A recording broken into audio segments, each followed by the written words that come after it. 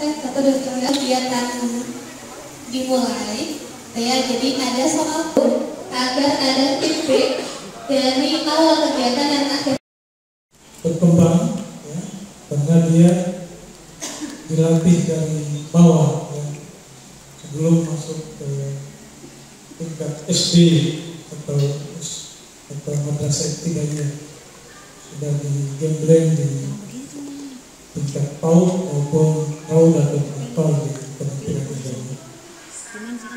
Bapak dan Ibu yang saya hormati, yang pertama mungkin pada terus yang kedua yang saya hormati koordinator wilayah baik di provinsi maupun di Jakarta kegiatannya sangat luar biasa.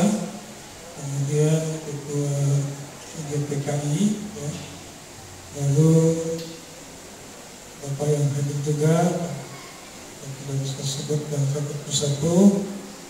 Pasca sarjana Universitas Bekasi ini khusus program pasca sarjana berkecimpung sesuai dengan kita punya profesi.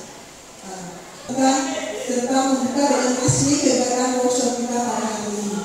Sekali lagi selamat mengikuti workshop, ambil yang baik kerjasama ini karena insya Allah kegiatan ini sangat dibutuhkan oleh teman-teman RA dan juga PAUD di Jakarta Selatan untuk dalam rangka meningkatkan mutu kualitas daripada lembaga.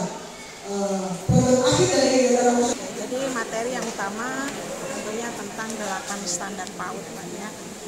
Jadi 8 standar PAUD itu yang pertama standar STTPA, yang kedua standar isi, kemudian yang ketiga standar proses, yang keempat standar pendidik dan tenaga kependidikan, yang kelima standar sarana dan prasarana, yang keenam standar penilaian, kemudian yang ketujuh standar pengelolaan keuangan, yang delapan standar asesmen. Jadi nanti kami berdua berbagi ya, saya standar 1 sampai 4, kemudian Ibu Vivi akan melanjutkan standar 5 sampai 8.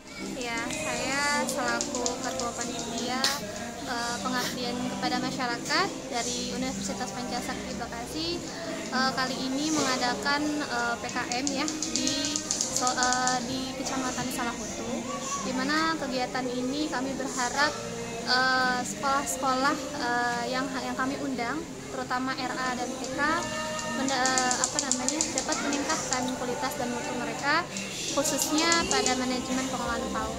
Di mana memang sebelumnya kami telah mensurvei dan memang untuk kebutuhan mereka saat ini adalah bagaimana memahami manajemen sekolah yang baik, khususnya yang berhubungan dengan 8 standar.